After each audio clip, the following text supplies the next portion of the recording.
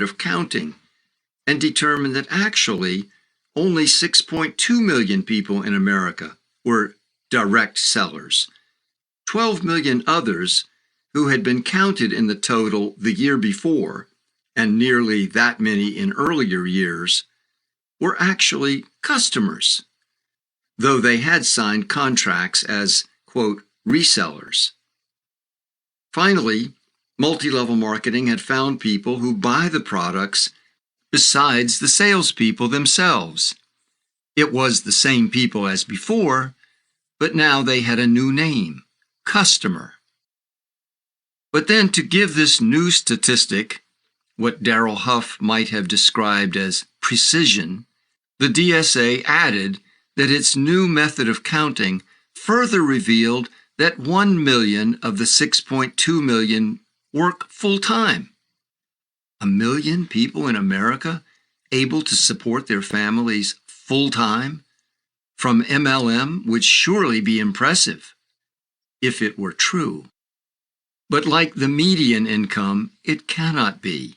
If a modest $40,000 gross income before all expenses were used as the minimum gross income for full-time status, then 1 million full-time direct sellers multiplied by $40,000 would total $40 billion in income.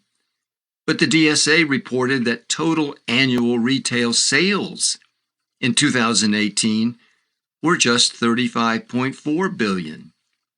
The full-timers can't be earning more income than the entire industry generates in total revenue.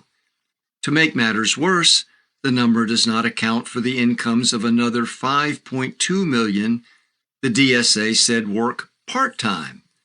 Now the income total would be multiples of the whole industry's sales. These DSA figures produce only frustration, confusion, bafflement, and eventually abandonment of analysis. The numbers make no sense. They contradict each other. Unprintable. Nevertheless, the impossible median average income of $2,400 was widely reprinted by the news media for years. In the past, colleagues and I attempted corrections, but soon concluded it is futile. We realized that the news media would never report that millions of Americans are being lured into an endless chain income proposition in which purchasing products is just the price to participate. Journalists would not write that millions are trapped in a recruiting scheme that promises to pay cash rewards, but in fact virtually no one who signs up each year ever gains any net income at all, or that the promised fountain of unlimited income is just the investor's own funds, transferred inside a fixed system. It is unprintable. A big lie, it bears repeating, is one so, quote, colossal that no one would believe that someone, quote, could have the impudence to distort the truth so infamously.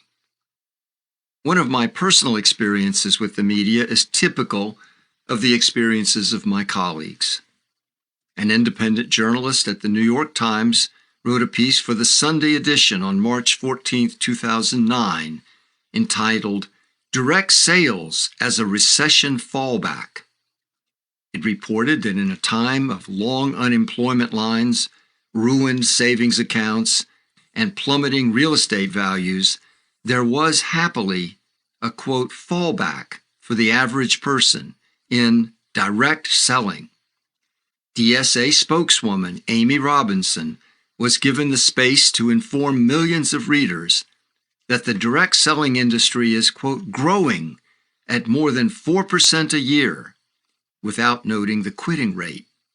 Robinson also touted the $2,400 median income figure. In this uplifting and reassuring article, I am quoted sourly and confusingly, warning people about pay plans that transfer most of the rewards to the top recruiters. The article notes that some multi-level marketing companies might be pyramid schemes, and one MLM that is a member of the Direct Selling Association is being, quote, investigated. I followed up with the journalist to point out the errors in her article, which would likely mislead many people to invest time and money in multi-level marketing. I quoted her sentence, "The median income from direct selling is $2,400 annually, according to the association," and wrote to her asking for a correction based on what I knew. Real data, not just claims based on surveys, but available in disclosures and court documents from the MLM companies, I explained, show that on average, people make no profit from direct selling, the opposite of what the Times article led readers to think. The Times didn't make a correction, though the median income statistic is nowhere to be found now on the Direct Selling Association's website.